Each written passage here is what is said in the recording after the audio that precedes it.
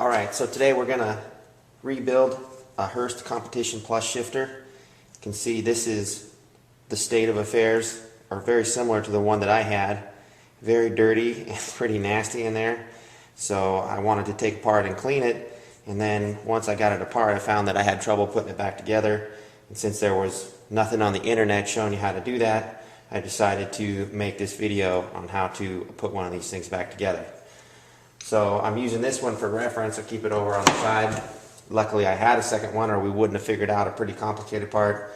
I've got all the parts cleaned up and ready to go, and so we're ready to get started.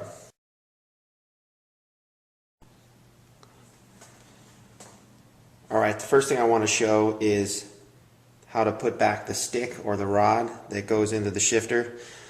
As you can see, looking at the shifter, it's pushed over to one side and it's got this button pushed out all the way.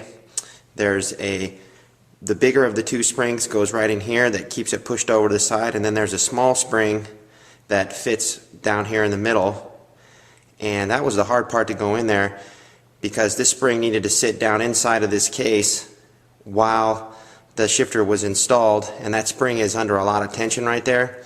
And it's hard to see, but there was a little washer that fit in there. This was the part that I had the most trouble figuring out.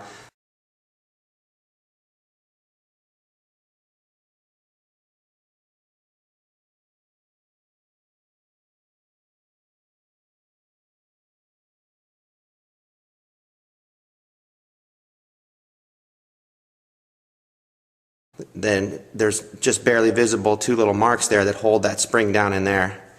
And then after you put that spring in there, you got this little T-piece here, and actually the other shifter that I had a little bit of a different action to it, but that slips down into this hole. A little bit of effort gets down inside there, and then it's got to come through onto the other side, so you have to wiggle this around a little bit until that thing drops down inside. Gave me the same kind of problem when I did it last time, so we just kind of use the screwdriver here, push it down, and kind of push it over a little bit. Then that thing pops down in the middle like that, and this thing's sitting down flat just like that.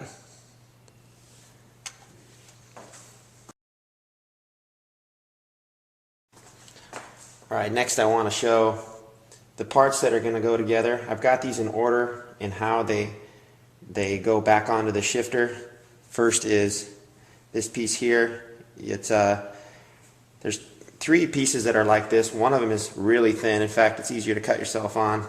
This one's fairly thin, but not quite as thin as that one. And then the one that goes in the middle is quite a bit thicker. So it's pretty easy to tell these apart, really. But the order, of course, is important. So first goes this one.